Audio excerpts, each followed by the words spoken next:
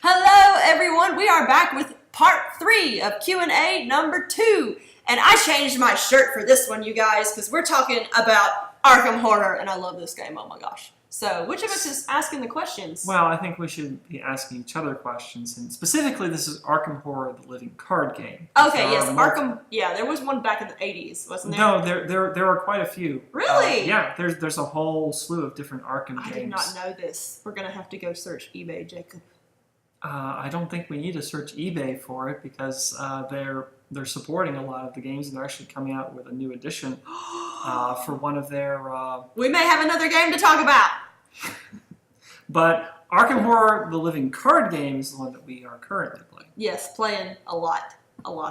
But fortunately, I like it, so that's cool. All right, so here's another mini frequently asked question within a frequently asked question video. A lot of people ask me because of my pen name, HP Hollow, are you an HP Lovecraft fan? And I'm about to lose some nerd cred here, and that I have not actually read any HP Lovecraft and enjoyed it. However, I am a huge fan of Arkham Horror, which is thoroughly based upon HP Lovecraft and the mythos he created, and if I'm not mistaken, parts of the mythos that other authors have contributed after he finished his run writing it. And so there's plenty of fighting Cthulhu and the Elder Gods and all sorts of horrible, awful, creepy, awesome things. And some of the, I believe all of the campaigns at this point have followed an existing story. Am I right? Well, the Dunwich Legacy, it's kind of like, that one's kind of like a sequel. Okay. To so it's not based upon work so much as heavily inspired by it. Yeah. I mean, you know, you have the King in Yellow and the Path to Carcosa, and that's tied to some of the fiction. You have the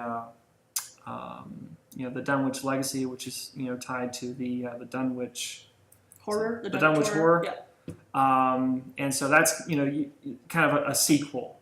To a certain degree, that the campaign is following the events of the novel or novella, whatever. I don't even know that. I don't know.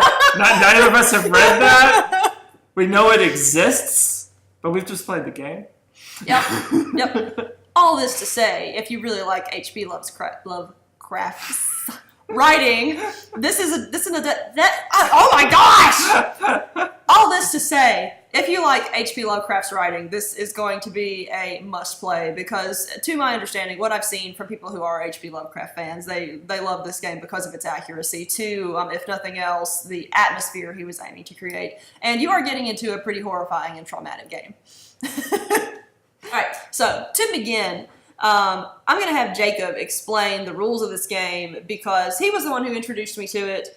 He's the one who finds most of the games, and I just kind of say, okay, and go along with it. So, explain this game. Okay, please. So it is a card game. So there is a deck building portion to it. You have an investigator. That is your character. You then build a deck, and there are certain deck building restrictions for each of the investigators. Each investigator has different stats, different special abilities, and different weaknesses. And then it is you against, or you and your friends against a particular scenario where the forces of evil are trying to do bad things to you, either kill you or drive you insane, or both of them at the same time, and you are trying to hold on to your sanity, stay alive, and defeat the forces of evil, or at least hold them back. Yeah. Because the odds are stacked against you a lot of the time. So one of the things that immediately drew me to this game, and the reason why I introduced it to you, is because it is a collaborative game. So that means that for us, different players of different skill levels can play together and enjoy the game together because we're all in it together. And I should say that one of the reasons why I never play any other games with Jacob is because it's always playing against him, and he's a strategist, you guys, and I am not.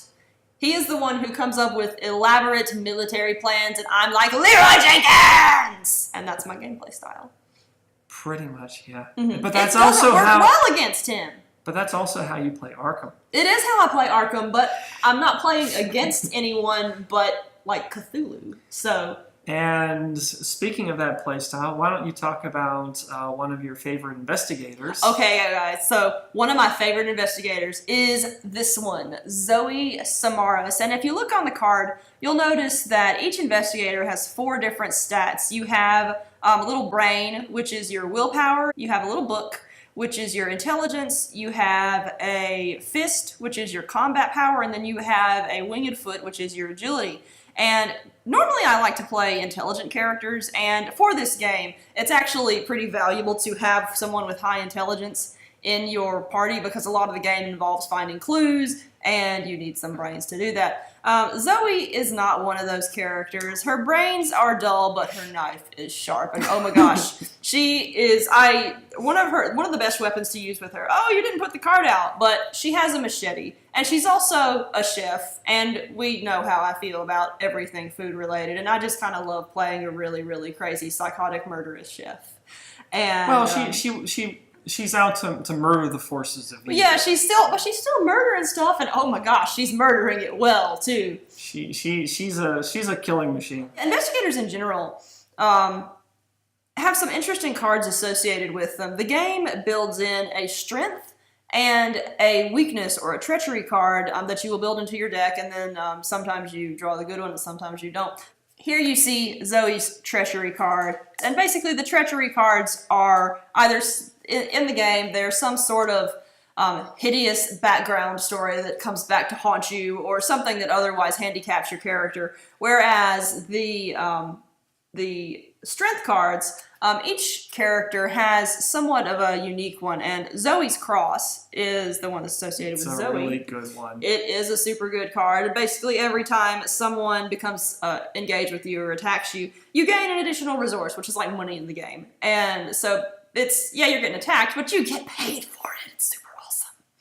But well, that's her basic ability. Yeah. But then you can spend a resource with her cross to immediately inflict oh yeah, damage. that's right. I totally messed up. So, Alright, so I enjoy playing killing machines. What is your favorite investigator to play? well, my favorite investigator, I actually have 2 investigators right now that are my favorites. One is Roland Banks, who is a kind of cross-class character between an investigator, so a clue gatherer, and a guardian, who is the more killing monster. And so he has access to a wide selection of cards. He has a lot of abilities that allow him to collect clues fast. In fact, his core ability, when he kills a monster, he gets to discover a clue at that location, which is super handy. So he's kind of, he gets to. You have 2 ways that the players are generally advancing the story in their favor, and that is killing monsters and finding clues. And Roland can do both. Yes. And he can do both pretty well. He's a fun character. I like him. And he's not as specialized as some characters, but he is very well rounded. The other character that I really like is Jim Culver. Oh, I love Jim. And soothe your soul with that sweet, sweet jazz. And the thing about Jim that I really like is that he treats certain results from the Chaos Bag, which I'll talk about in a moment, as 0. So you have a number of tokens that are in the Chaos Bag, and you're constantly pulling tokens out to see what the... That's my favorite one. I love that +1 token. What the modifier is to the skill check that you're doing. And some of some of them in here are skulls, and sometimes you'll have 2 or 3 skulls inside the Chaos Bag. And normally skulls are bad, and in some scenarios skulls are really, really bad. And Jim, as far as skulls go, in terms of results here, it's like, no, that's a 0. And a 0, it's not applying any negative modifier, and that's normally what you get from the Chaos Bag. You have some sort of negative modifier to your skills.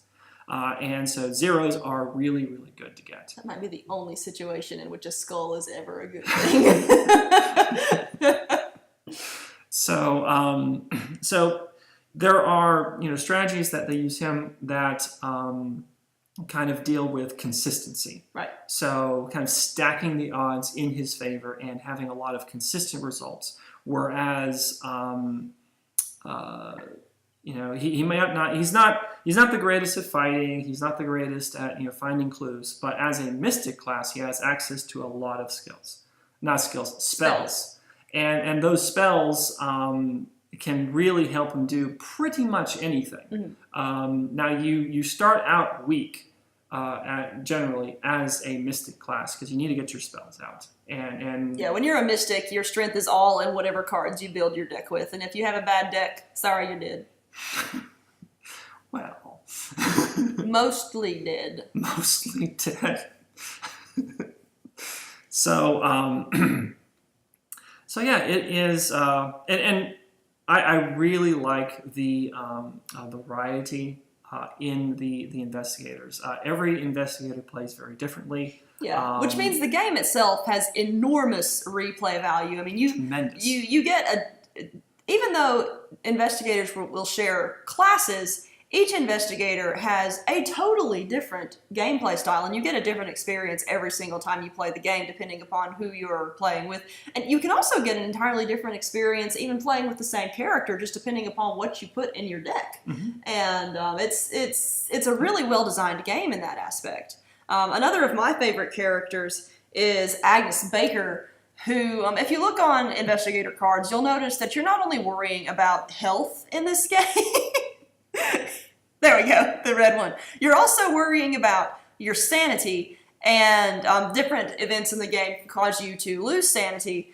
And her character, as an example of how well designed the game is, even exploits that, where her ability, she can, if you draw an Elder Sign token, which is the best token in the game, for every horror on her, sanity lost, she gets +1. And so her character is actually benefited by horror. Basically, the more insane she is, the more powerful she is. It's awesome. And she also, as she's losing sanity, she's actually dishing out damage. Right. So that is so. She's a really intriguing character to play. She is. You have to be careful that you don't go entirely insane, but if you're just insane enough, she can be a really good character. You can take down take a pretty healthy chunk out of the forces of evil. And she's a waitress too. I've got a food services thing going on in my favorite investigators. So one of the things that is really great about this game, and one of the reasons why we're into it and we're continuing to buy expansions, is because it's a living card game. Pretty much every month, something new is coming out, and unlike other collectibles, the card packs are standardized, so you know exactly what you're getting when you pick up like one of those scenarios or one of the deluxe expansions.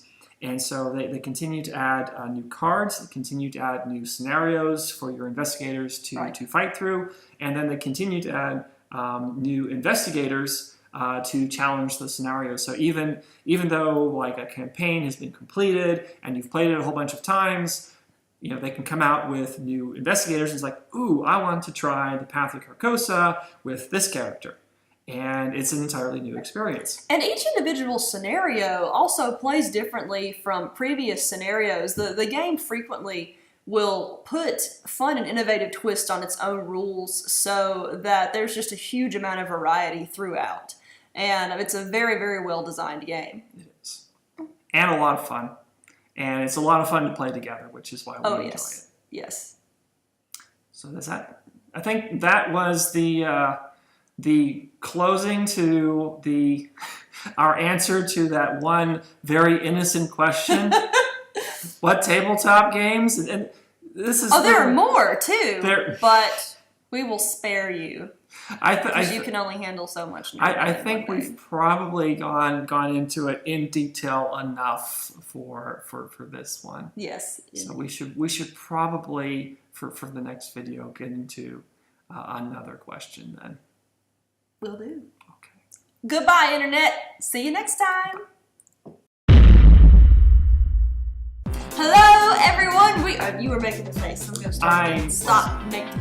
Okay, so I guess we need to be cute now. Yes, permission to be cute. Oh, I have a booger. It's gone.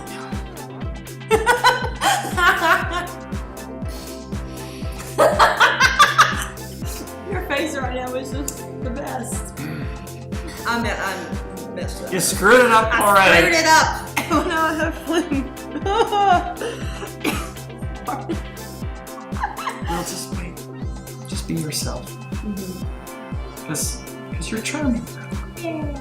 You're supposed to say that. You're not. We're gonna have lots of material. There's gonna be a whole blooper video. Yep.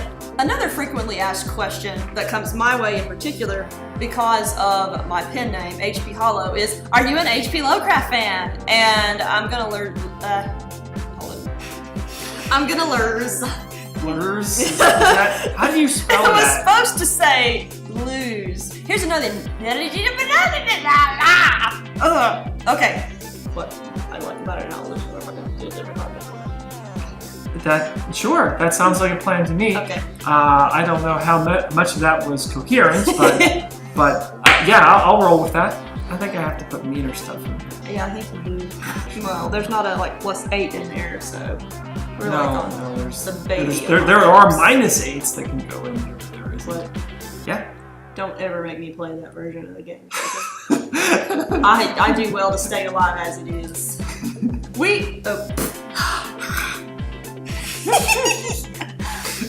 It's gonna be a